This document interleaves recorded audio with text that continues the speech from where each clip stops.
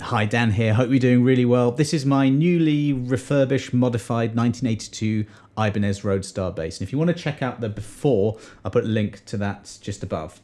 So I took it to James in Singapore, this really great luthier, and he just sort of overhauled it really. So I'm going to start off just by playing a few little tones that this thing can do, and then I'll tell you what changed. Okay, so this is just the front pickup. It's a PJ bass. You've got a precision pickup and a jazz pickup. So this is just the P bass with everything tone up.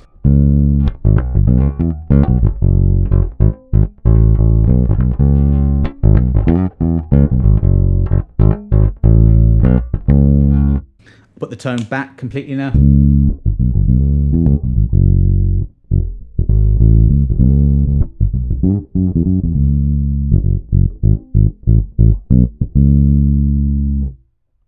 Put the tone back up now, and let's go right in the middle. So this is now the P and the J equally.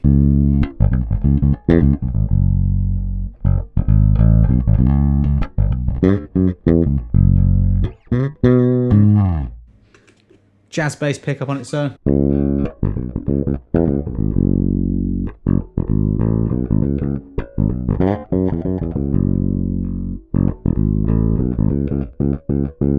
Now that has a tone knob as well, so all the way back.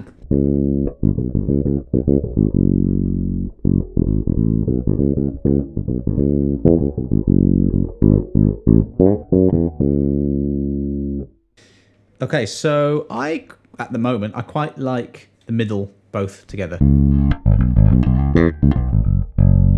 But also the P bass tone on its own, I really like that. And that seems to be really good.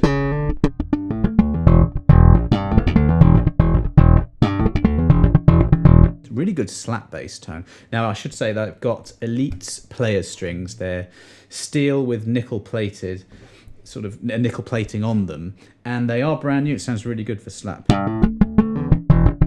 And for me, I think that's a good slap tone. In the middle, you just lose a little bit of low end. That P bass has got a really good low end to it. Which brings me on to the pickup. So these are DiMarzio DP126s, I think. And that was one of the big changes. I had the original white pickups on, and there was a little bit of a phasing issue or some sort of rewiring. They just needed changing, in my opinion anyway. I just wanted to have a bass that wasn't completely true to the original, just one that sounded good and played well. That bass played quite well, but it definitely needed new strings. So maybe this might give you some ideas. These are 45 to 105, so sort of medium gauge. One amazing thing that James did, he Pleked this bass. I don't know if you know what a Plek machine is, but it's this cool thing that you stick a bass in. It takes all the measurements of the frets exactly to like 1/1000 of a millimeter, and then it sort of shaves the metal off to completely level your frets up. So it is really even across the whole neck.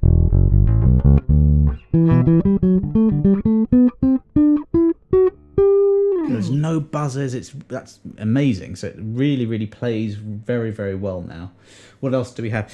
Actually, one cool thing he did, he replaced all the screws everywhere. He put stainless steel screws to prevent rust. I had a big problem with the bridge here, so if I wanted to do any picking, and I didn't show you a plectrum tone, let's do that now.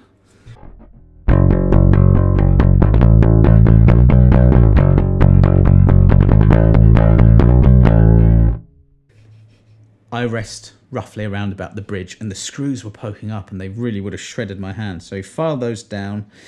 This pick guard, I was wondering why that was there actually, this scratch plate. It's not on the original ones, and I don't think this finish is original either. But when he took it off, it's sort of like the previous owner did something slightly strange to it, so it's actually sort of holding it together a little bit under here. Also, this little switch here, this hole right there, that was for a pickup selector switch. So you had either P-bass, both of them, or the back one. And actually, originally, it was volume for this one, volume for the J, and tone for each. But I got him to rewire it. I don't really like that. Even on jazz basses, I don't like that. I personally like a master volume, and then just a pickup blend. So that's what this one is here. So all the way to the front, we got P-bass. And then immediately I've got a center sort of detent there. And then all the way back, which I like with fingers.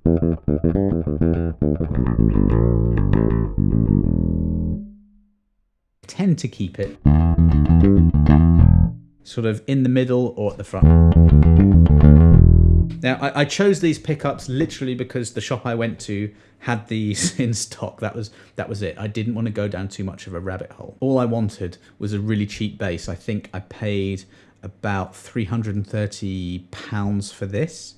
And what was the work? The work was £100 and something pounds. It wasn't too much more, and the pickups, it was pretty cheap. So, you know, all in all, probably around £550 for what I think is an amazing bass. It plays as well as any of the basses that I have around me. So things to sort of note: the strings made a huge difference to the sort of horrible rusted strings there. I was going for this sort of bright sound. Flat wound sound amazing. I've got some of those on other basses, but this, I wanted this sort of sound. I use Elite strings. I really like them.